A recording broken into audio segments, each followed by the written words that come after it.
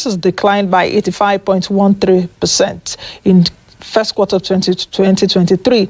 A total of 12,553 cases were reported in the first quarter of this year compared to 14,609 cases recorded in the preceding quarter.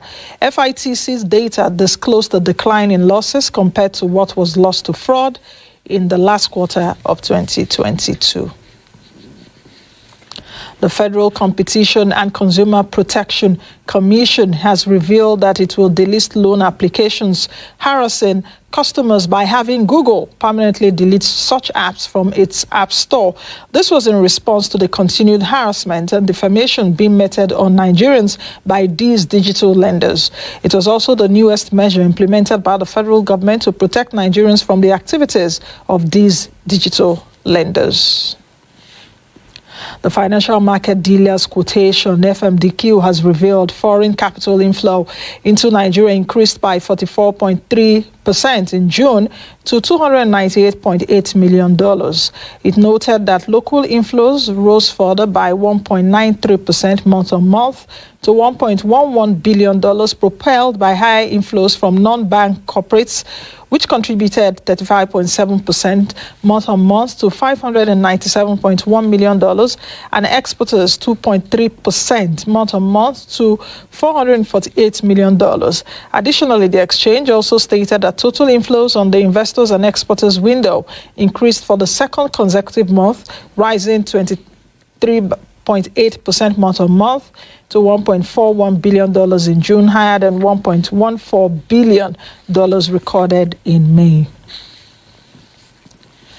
The Federal Ministries of Agriculture and Rural Development and Finance and Economic Planning, along with the World Bank, on Saturday inspected multi-million naira agricultural produce processing plants built in different parts of Enugu State.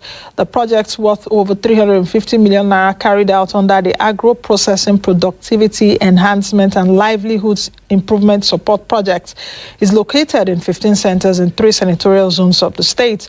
The team visited a poultry processing center and a rice processing center. The national project coordinator of the appeals project, Mohammed Jobdi, stated that the mission in Enugu State was to check the level of implementation. Jobdi explained that Enugu State ranks higher among other participating states in terms of implementation, adding that more than 55,000 persons have benefited from the project across the country.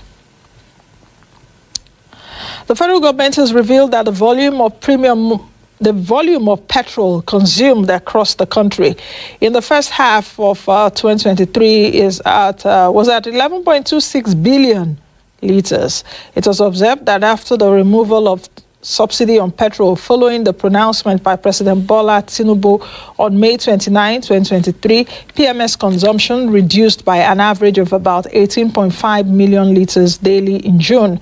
Data obtained from the Nigerian Midstream and Downstream Petroleum Regulatory Authority showed that between January 1 and May 28, 2023, which was the pre-deregulation period, the total amount of petrol consumed nationwide was at 9.9 billion liters. The average consumption for the 148-day period was put at 66.9 million liters, indicating the country consumed an average of 66.9 million liters of petrol daily during the 5-month period when the subsidy on petrol was still in place. Unsafe foods have numerous economic implications in Nigeria. Food safety has become a critical issue with a high prevalence of foodborne illnesses due to a range of factors, including poor food handling practices, inadequate safety regulations, and lack of awareness of food safety. This has become a global concern as unsafe foods lead to foodborne diseases with severe health and economic consequences in Nigeria. Our correspondent tells us more. Unsafe food have numerous economic implications in Nigeria. Food safety has thus become a critical issue with a high prevalence of foodborne illnesses due to a range of factors including poor food handling practices, inadequate safety regulations, and lack of awareness of food safety. This has become a global concern as unsafe food leads to foodborne diseases with severe health and economic consequences. As society continues to evolve rapidly due to innovations, more consumers in Nigeria are spending a significant portion of their income in ways remarkably different from conventional ways of spending. A significant proportion of the population, mostly low-income earners, are more interested in money saving than in food security and hygiene. While several consumers and food businesses are keen to improve their food safety practices, their facilities that would help to promote safe food handling practices have been deficient. Recent research reveals that an estimated 600 million people, accounting for 1 in 10 globally, fall ill from eating contaminated food, while 420 people lose their lives each year, resulting in a loss of 33 million years of healthy life caused by access to bad food and threat to the national economy and health sectors. World Bank estimates that unsafe food costs about $110 million in low and medium income countries. Further study equally shows that food safety can play a key role in achieving several of the 2030 United Nations Sustainable Development Goals, which include ending poverty, hunger, growth, and development. It has thus become evident that much attention has been on investment that promotes access to regional and international markets, with less focus on safety of what food is sold in domestic markets. Unsafe food presents significant challenges to domestic consumers who access much of their food through informal market channels. World Bank estimates the cost of foodborne illnesses in Nigeria on human capital to be more than $6 billion per annum, showing a huge discrepancy between the investments and the extent of the problem. Food safety incidences continue to hinder socio-economic development by straining health sector systems and harming national economies, tourism, and trade. To make it easier for operators in the informal sector to invest in food security, a good regulatory environment should be made conducive to allow for continued food safety improvements and generate an environment for investment.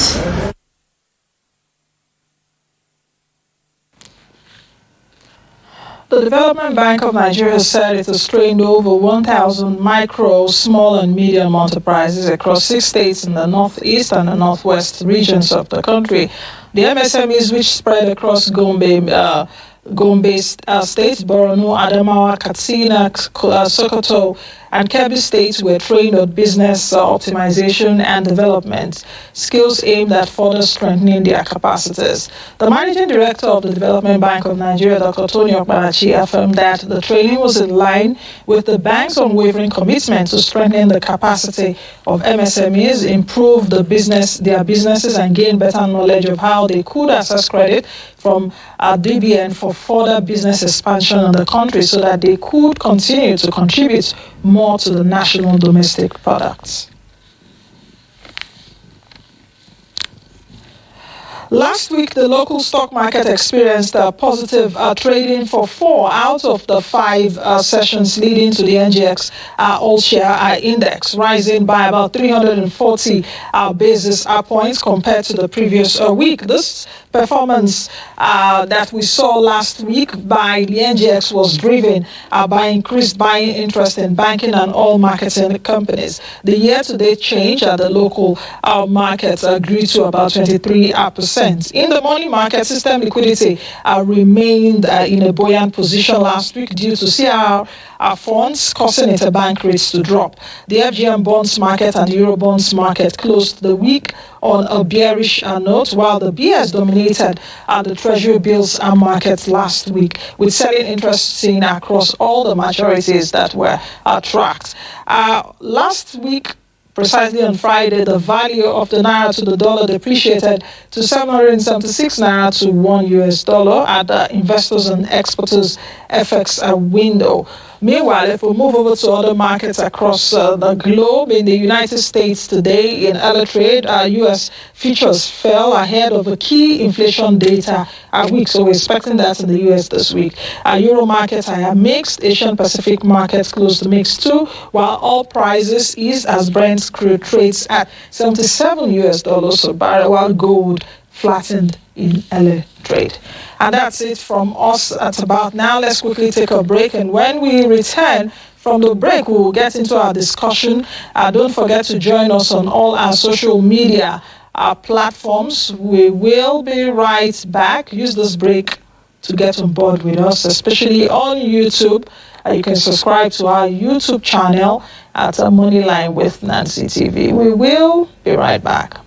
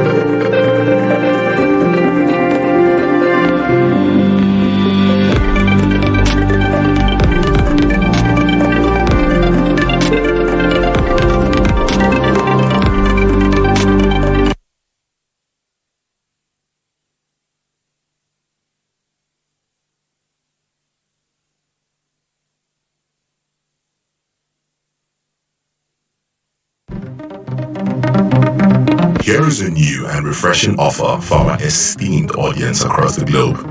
The new AIT Cloud TV is an online streaming service that offers you attractive opportunities to view our rich, exciting, and entertaining programs anytime, anywhere.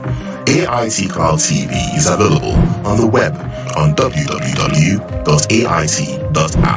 Apple TV, Amazon Fire TV, Roku, and Android TV. You can also download the mobile app from the Google Play Store or the Apple App Store. Simply connect to the internet, download the app, register, and watch live or catch up on unlimited hours of exciting shows. AIT Cloud TV. TV on the go.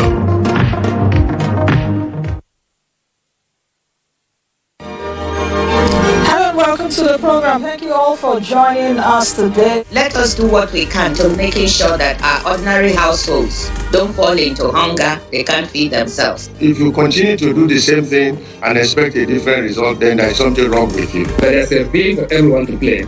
And we see a potential contribution of all partners, including local oil companies, in the short term and also in the long term.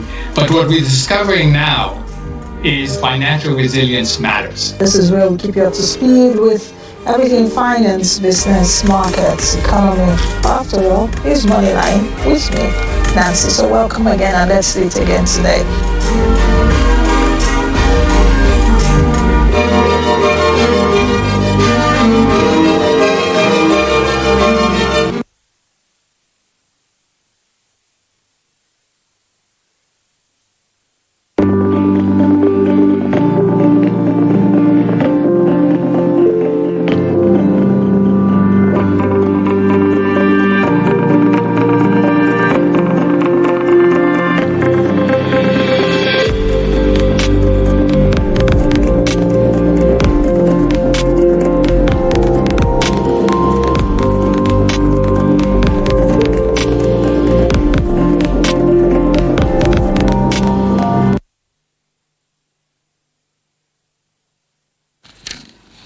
All right, welcome back to the program. Joining me right now is my guest, Johannes Awujola. He's a special assistant to the executive chairman of the Federal Inland Revenue Service, that is the FIRS, on media and communication. Mr. Awujola, good to have you on the show, and thank you. It's a pleasure to be here. Likewise, to have you. Okay, let's get started. Just a few days ago, the FIRS came up with a statement on your partnership with MATAN, that's the Market Traders Association of Nigeria. Why did the FIRS deem it necessary right now to initiate this? Because there's been so much talk around how can we get penetrate the informal sector. So why are you coming out at this time? You're right, actually. Let me put something in context. One, there's been this talk that it was this week. This MOU was signed with Martin sometime in May. Actually, I think May 17th was when we signed the MOU. But part of the MOU is stakeholder engagement. And so as part of that stakeholder engagement, we had another meeting with Martin members and the enumerators, I think sometime in June, towards the end of June. But now, coming back particularly to your question, why are we doing this now? I think there's no better time, or there's no other time to do what is right. But historically, the FIRS has made several attempts at entering into the marketplace, particularly the informal markets, the informal sector, to bring them into the tax nets, to get them to understand their tax obligations. But it's a web of issues when you deal with the marketplace. It's complex. There are issues of multiple taxation. There are issues of who collects which tax and how. And it's always been met with one stumbling block or the other. But interestingly, the FIRS taught it that if we can partner with umbrella bodies who can speak the language of these people to them, we may be able to achieve a penetration of bringing in the informal sector into the tax nets. And you see, one of the issues of taxing the informal sector, however we want to look at it, is the issue of understanding tax. And in this context, you can't bring highfalutin language and be telling a person, an electronic seller, that you need to do this, you need to do that. He probably does not even keep his records, so to say. So we need to communicate with them in the language they understand, and hence the partnership with an umbrella body, which is more like a community setting, a family setting. You discuss with the head of the home, you discuss with the heads of the family, and say, we think that we can partner with you. We think that we need you to be able to bring your members to do the right thing under our law. So it's not like the FIRS has made attempts, but I think this attempt is quite an auspicious one. Okay, if we're ready with the report, I want you to take a look at this, because Sure. immediately after the announcement, we went to the street to find out from why are you laughing? That's you didn't tell me. I would have watched the report. No, but you can watch it now. Let's watch it. We took it last week, just a few days ago. Okay. We went to the street, we went to the marketplace to find out if indeed they understand what you're saying. So I want to play that report so that you will get feedback and you may also respond. Wonderful. Okay.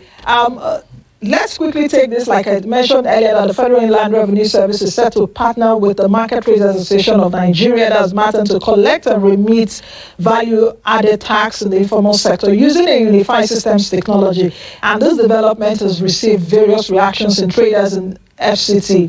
And they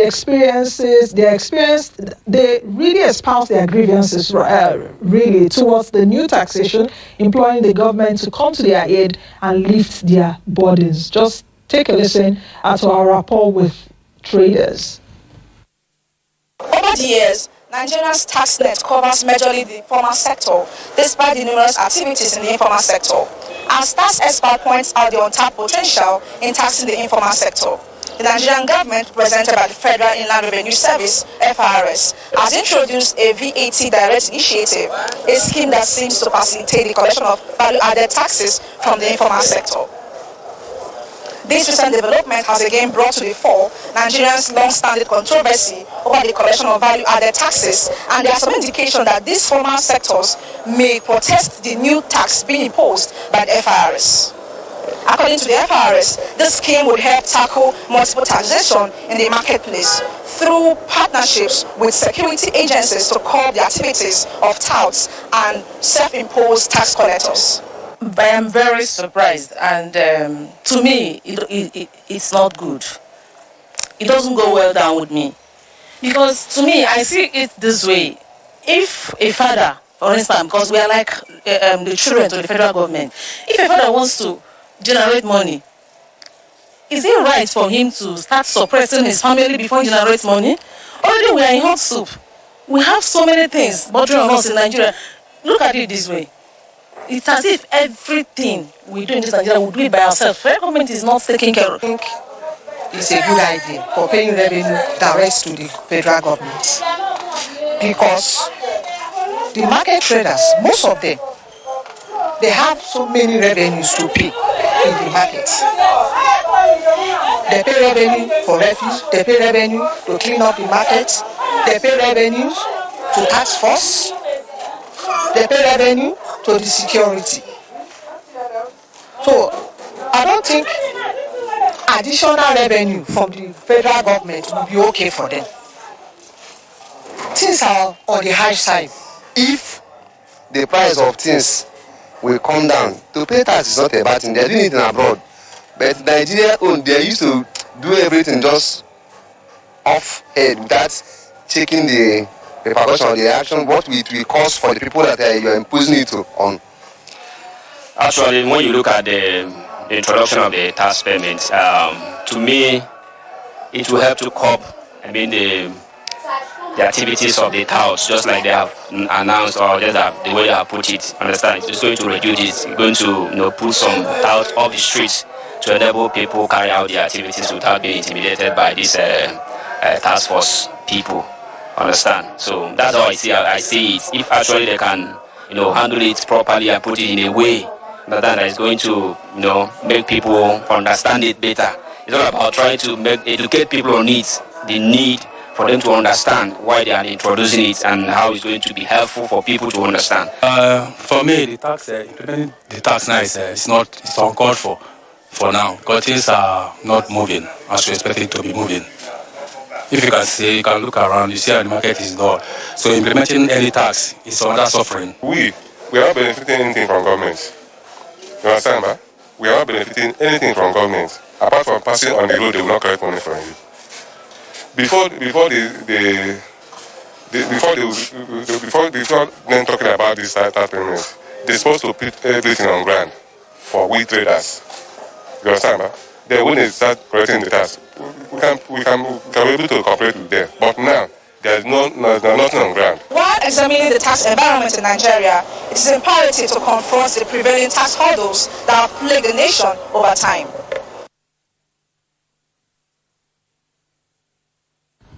All right, welcome back. We just had to bring back that report. I still have Johannes Wujuola, who is the special assistant to the executive chairman of the FIRS, and he listened keenly, watching keenly, and writing a lot of things down. You see why I had to bring that back? Fantastic report there, and it's very, very healthy feedback for us to know some of the areas that we need to speak to. The first thing that I could observe is that I would say 99% of the people who were interviewed are less likely going to fall under the VAT Direct initiative. Why? I'll just mention 3 exemptions. For you to pay VAT under our laws or the value-added tax, you must make an annual turnover of 25 million naira. I do not think that some of the okrika sellers there are doing a turnover of 25 million in a year. I am certainly sure that they are not doing that. Then secondly, we have what we call VAT-exempt goods. Now, VAT-exempt goods are those goods such as food items, agricultural produces and agricultural items, pharmaceuticals, medical equipment. All of these things are outside of the VAT. So traders or businesses who deal in these items, they are not required to pay VAT. You also have what we call VAT-exempt services. So those in the medical profession, those in agriculture, they are not expected to charge VAT on their services. But now coming back also to one of the issues or one of the comments that was made by one of the traders, that the federal government is bringing a new tax. I think it's important that we correct that. It's not a new tax.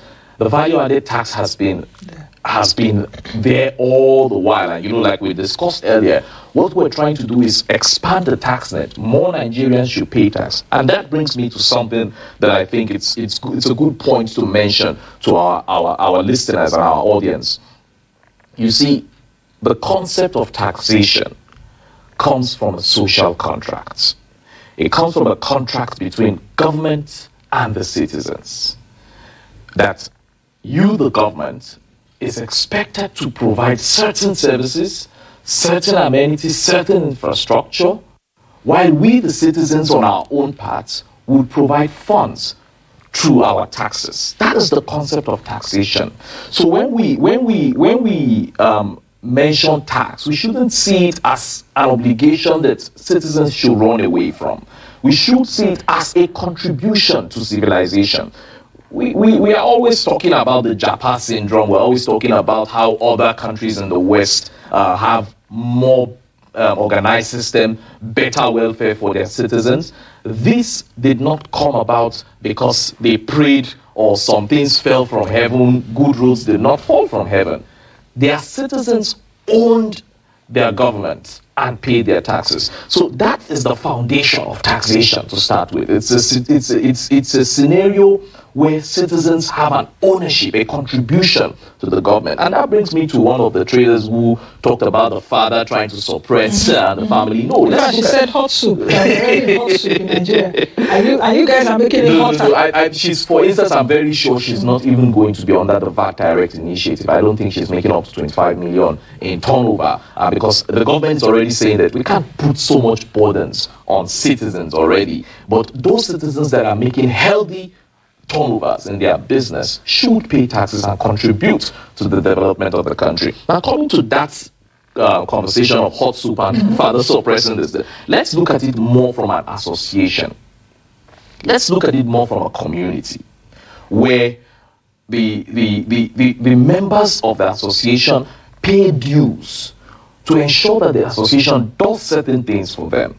That is the contract that exists between government and the citizens. So it's not a matter of the father coming to suppress. The father has to, or the head of the association in this instance, needs to ensure that there is a road that connects your house. Let's say it's a housing association in an estate. We need to fix the road from here to here. How are we going to fix it? The chairman is only elected the chairman by all other members of the association. All he does is to use and implement the funds for your benefit, and then he accounts for it. That is the same scenario we have with taxation. And one other key thing that I think Mr. Edward or so, I think I tried to grab his name, said is, no, it wasn't him, it was a lady, said is the issue of paying so many taxes in the market. Genuine concern, very genuine. But you know what? That is why we are also introducing this scheme. Because when we had our meetings with the Market Traders Association of Nigeria, one of the things they kept emphasizing to us was we're tired of this system. Every day somebody will come, like she said, somebody is coming, give us sanitation tax. Another person will come, security levy. Another person will come, roofing tax. Another person will come, healthcare levy. Another person will come, wheelbarrow levy. You know, there's so many of these things happening within the market environment, and they complain. They said, we're tired of these things. And we now said, okay, fine. Part of our strength, which is we are government, so to say, is we have the Joint Tax Board, which the executive chairman of the FIRS is the chairman of the Joint Tax Board. And the Joint Tax Board is, I would say, a board of all the state internal revenue services. We also have, within the remit of our laws, the powers to work with security agencies to enforce taxation. So part of this partnership is, one, to ensure that the taxes that are to be collected in the market space are only legal taxes. That is, taxes that can be collected by the federal government, taxes that can be collected by the state government, and taxes that can be collected by the local government, which are already specified in our laws. So nobody should come to the marketplace and say, okay, today we are taxing every shop or every trader, so to say, to bring walk-in dues or opening shop dues or something like that. That is the kind of sanity that this institutionalized initiative is going to bring. So the fear of that extra revenue or extra tax collectors is actually gone with this partnership, and we're going to continue to work with Martin. Another key thing that was also emphasized is the need to educate. And you know, when some of the guests, some of the traders were talking about their fears, it's understandable because, well, the message has not fully gotten to them that, oh, you are not actually going to be part of this. You are selling tomato, you are selling yam, you are selling okrika cloth, you are selling gari. That this initiative does not apply to you. If you're saying you're a pharmacist, bole, palm oil, anything that has to do with food items. Because the concept of value-added tax is to tax luxury items. So when we are talking about the VAT Direct initiative, and we're talking about the character of traders we're looking at here, we're talking about the people who sell electronics. We're talking about the phone sellers. We all know how much an iPhone 13 goes for. People who trade in these items. We're talking about people who sell material, gold, for instance, in big markets we have in Kano, for instance. We're talking about traders in expensive textile in Balogun markets or in Kantinkweri in Kano. Those are the traders, and those are the kinds of institutionalized traders that we're actually looking out for. So bring them into the tax net. Yeah. Johannes, I've listened to you very I've listened to you very keenly, and from the reports we played, which I like that you've also drawn up observations and responded to them. Now, from your explanation, you've also espoused what the VAT Direct initiative is. Indeed. I would like you to explain it further. Then I will take you up on some of the things which you've just said. Don't worry, just be calm. No. I'm trying my best to make sure that we highlight as many things as possible, and also clear the air on a lot of the issues that people have or misconceptions, so to say, about the VAT Direct initiative. So largely it's a partnership between the Federal Inland Revenue Service and the Market Traders Association. Market Traders Association has well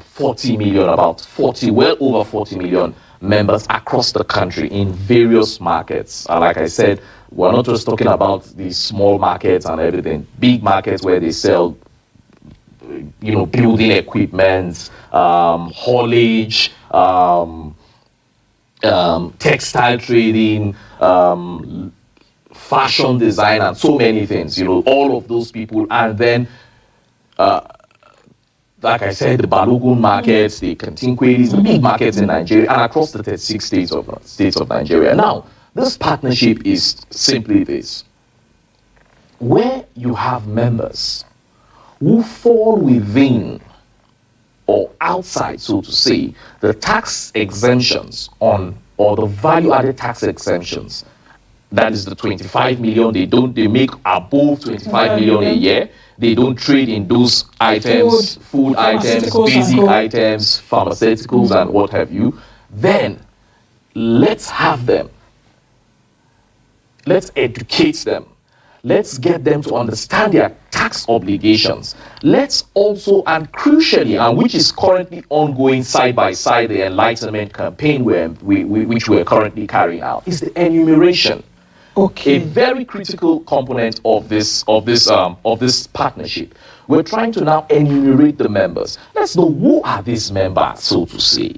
I was coming to that, because if by law, the Finance Act of 2021, I think, or 2020. It depends on for the 25 million naira. It was the 2019. 2019, yes, that exempted 25 million. Indeed. Below should not pay VAT. Yes. Now, if you're saying these categories of people are not going to be taxed, this VAT Direct initiative, people that sell food, people that sell pharmaceuticals and all of that, would you still now say that this scheme is targeted at the informal sector? Because if you're taking a look at the woman selling gold, or even in Wuse Market, for example, you see all those men selling gold, women selling fabrics. When you come into their store, you could see like hundreds of millions in terms of goods worth. Now you are yes, I understand that. But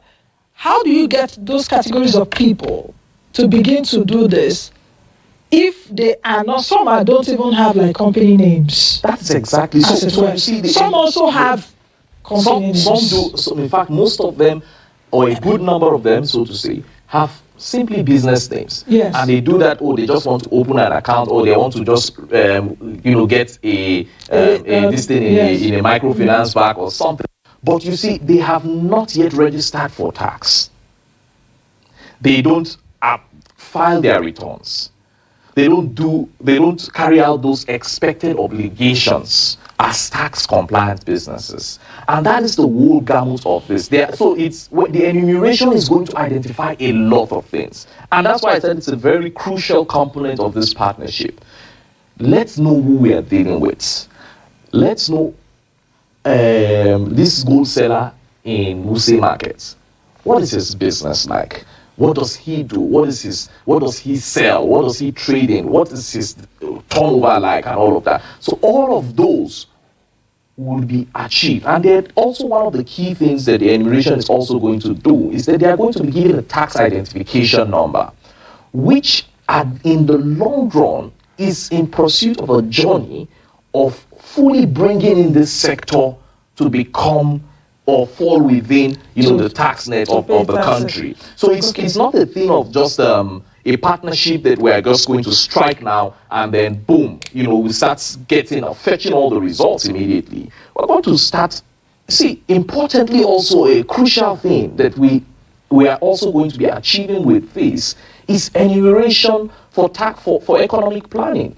We need to know who we're dealing with. We're talking of a portion of our economy that employs about 80% of people.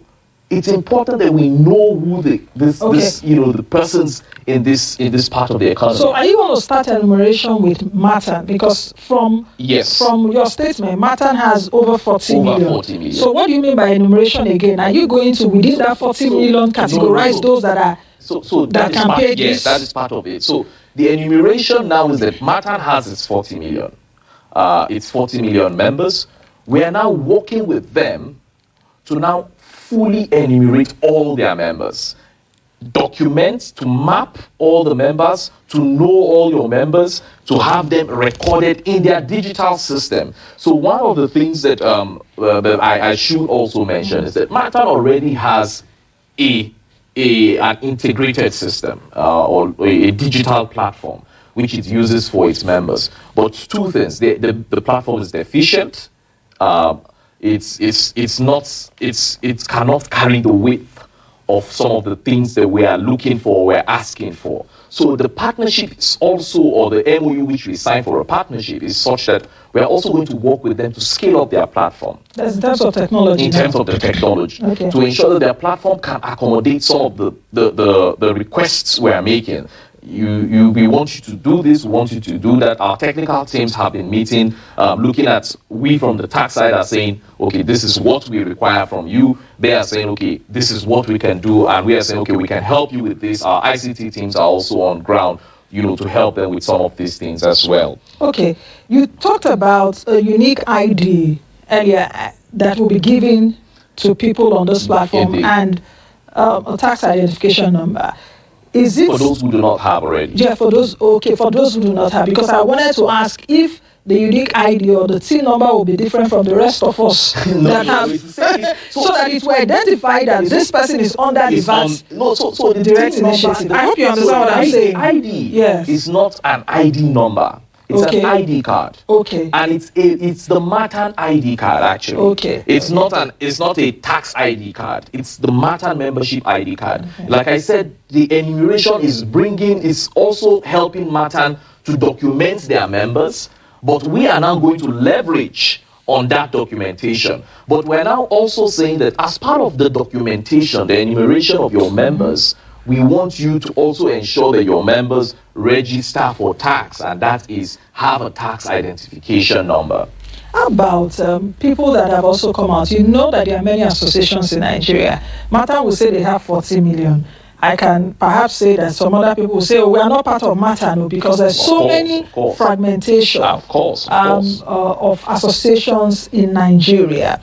How do you address that? Because if you're saying, except those that are under Matan will be feeling like a big boy now. I'll be like, even going to the marketplace, if you are not in Matan, you are in any association, you are not in. Do you understand what I'm saying? That government just recognizes us, so we are the only recognized. You understand how things work here? While you are right, we are looking at Matan as a starting or an entry point. So will you engage other market associations?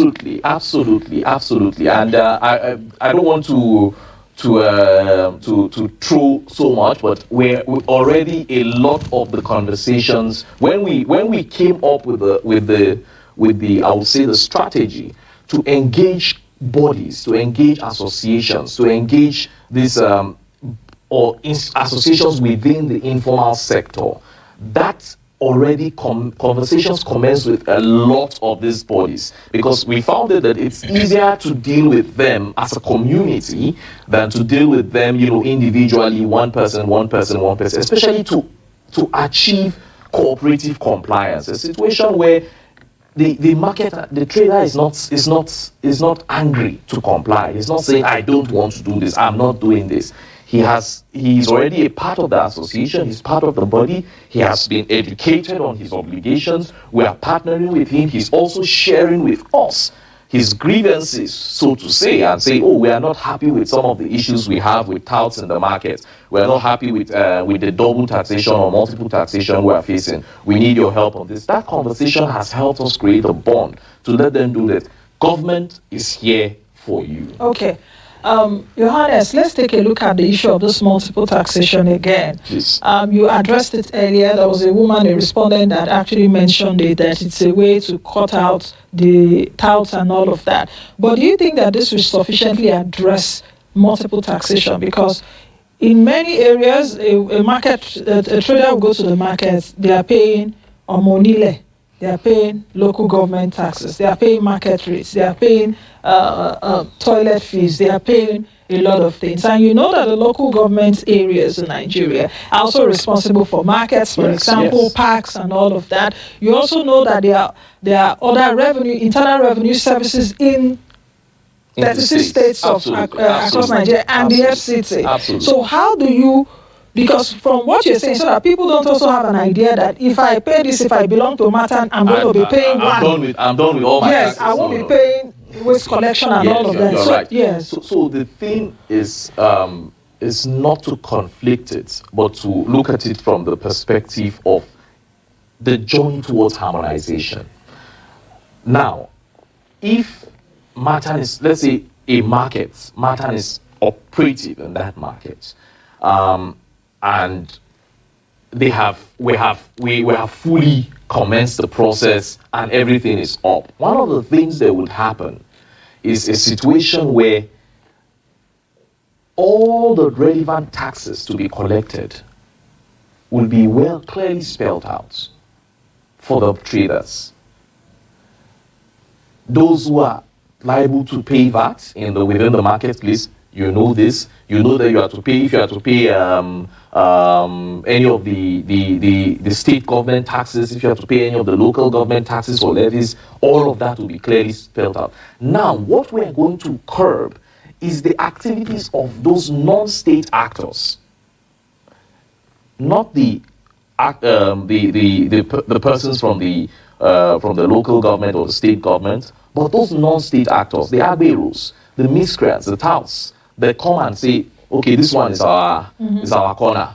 This is what everybody pays here. That that non-presence of governance is what we'll also be tackling with this partnership. But importantly, I should state that this is a journey. This is a starting point. A lot of loose ends will be knotted and tied as we go further. A lot of issues will be identified and fixed, as we also go further. There's a lot of fine-tuning also going on. And, if the government does not speak to Matan, does not engage with the marketplace, it will not be able to understand the challenges of the marketplace and also how to address it. And this, for us, is, a foundational point of that engagement. Like, for example, I would like to speak about the economics of this VAT collection from Martin. I see you're smiling, Johannes, because perhaps you know where I'm going to. When it comes to money, trust me, Absolutely. I understand what you're doing. Moneyline, so the economics of this VAT collection in terms of how cost-effective or cost-efficient will it be for FIRS to collect these taxes from these categories of people vis-a-vis the amounts that will be made. I don't know if the FIRS is also coming with like a template, if there'll be categorization across board, or would you come out also with a fixed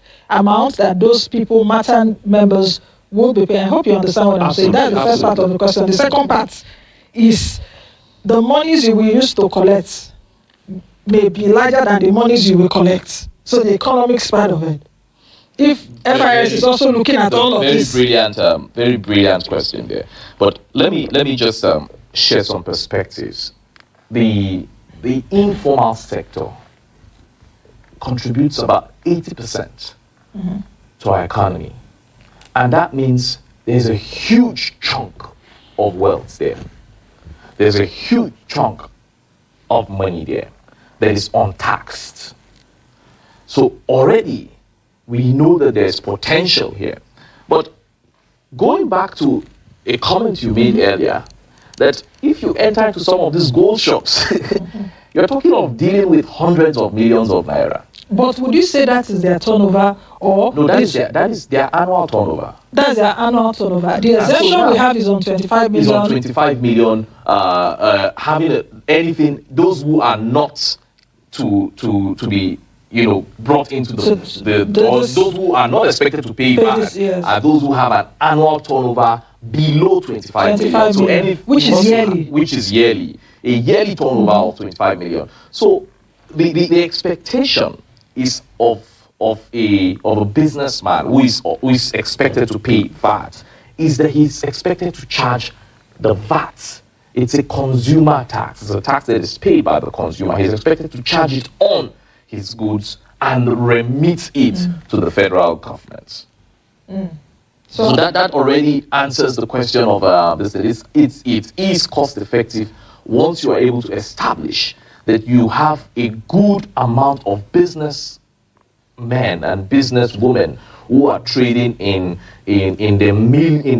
tens and millions of naira and are not paying VAT. So it's as easy as it's actually once you have everything streamlined. I think it's cost effective in the long run, and it's something. Let's also look at the other economic aspect of it. For national planning, the government needs to know who its citizens are, what its citizens are doing, what also are the challenges of the citizens, what is happening in the marketplace, who are those that are trading in the marketplace, what goods are moving in the marketplace as well. It's creating a form of visibility in the marketplace that hitherto was not there. Okay, so it answers the second question. VAT in Nigeria, of course, is 7.5%. It's 7.5%. It's a flat rate. Yes, it's a flat rate for now. For now, it should be. I would say more than that. Okay. As we close the program, also in your statements a few days ago when you released this, you said that the monitoring and evaluation team comprising the FIRS Matan members would go to work immediately. How much work is being done as we speak? Did they go to work immediately? And if they did, how much work? Or if they did not, when are you going to work? Let me say that a lot of the focus right now is on two things: enlightenment and enumeration. So part of the conversation we're having, enlightening the public and enlighten the general public and enlighten the membership of Matan, because Matan members need to understand what their rights are, what their obligations are. We need to clear that air of any bole seller or krika seller, yam seller, that am I going to fall on that? We need to help them to understand that amongst us in this house here of Matan members, you are not actually you are exempt from this initiative because you are dealing in this product. It's also going to be tax education for us to discuss with them, hear from them. So that enlightenment is happening on both on two prongs. Yeah. MATAN members and the general public. Okay, I'm looking at the time, and we've got to go. But in 10 seconds, just before we go, how would the FIRS address the issue of distrust in terms of paying taxes and using my taxes to do the work? I shouldn't be my AEDC, I shouldn't be my water supply, I shouldn't be my road builder. Very quickly. So we are going to, and part of the MOU is that we are going to be doing a lot of CSR with the marketplaces. Our corporate social responsibilities in terms of health, in terms of sanitation, providing toilet facilities in the marketplace. It's going to be part of the what FIRS will be doing in the marketplace as CSR, corporate social responsibilities. That's as a federal revenue generating federal, yes, agency, as FIRS. Yes, because the local governments also have their own expectations to yes, indeed, absolutely. Thank you very much. It's been exciting. Thank you very much for joining us. Thank you very much. All right, I've been speaking with Johannes Wojuola, who is the Special Assistant to the Executive Chairman of the Federal Inland Revenue Service. We've been talking about the tax on market traders, the partnership between FIRS and MATAN. Please join us again tomorrow for another edition, a new edition of the show. I am Nancy Najibi, the best you can be, and be the change that you want to see by now.